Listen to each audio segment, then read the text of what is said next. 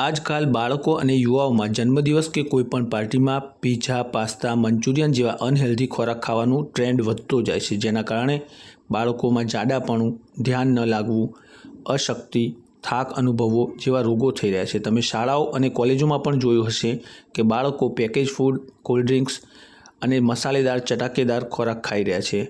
આ સડેલા ખોરાકો બાળકોના સ્વાસ્થ્ય ઉપર ખૂબ જ વિપરીત અસર કરી રહ્યા છે.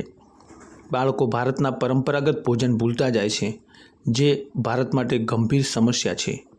સ્વસ્થ ભારતના નિર્માણ માટે આપણી થાળીને આપણી ઓળખ બનાવવાની જરૂર છે.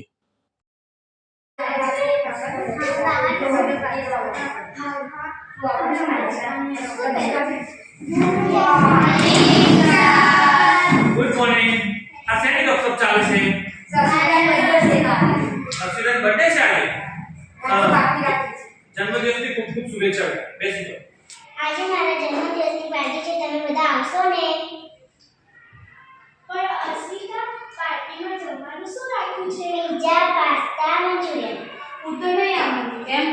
મને તો ખીરપુરી ભાવે છે. વાહ, ખૂબ સરસ વિચાર છે બેટા. શું તમને ખબર છે આપણા ગુજરાતની કઈ કઈ વાનગીઓ પ્રખ્યાત છે? ફાફડા, ઢોકળા, થેપલા. સર, આપણા ગુજરાતની થાળી તો આખા વિશ્વમાં પ્રખ્યાત છે. વાહ બેટા, ખૂબ સરસ વાત કહી છે. આપણા ગુજરાતની થાળી આખા વિશ્વમાં પ્રખ્યાત છે. અને રાજસ્થાનમાં સર, દાળ બાટી. દાળ બાટી. એવી જ રીતે બિહારમાં લીટી ચોખા. દક્ષિણ ભારતમાં ચોખાનું ઉત્પાદન વધારે થાય છે, એટલા માટે ત્યાં મેંદુ વડા, ઢોસા, ઇડલી એ બધું પ્રખ્યાત છે. અને એવી રીતે પંજાબમાં સર, છોલે ભટુરે. છોલે ભટુરે. તો આ બધા જે વાનગીઓ છે એ આપણા જમીન સાથે જોડાયેલી છે. આપણા મસાલાઓ, આપણું ભોજન, આપણી થાળી, આપણું ઓળખ.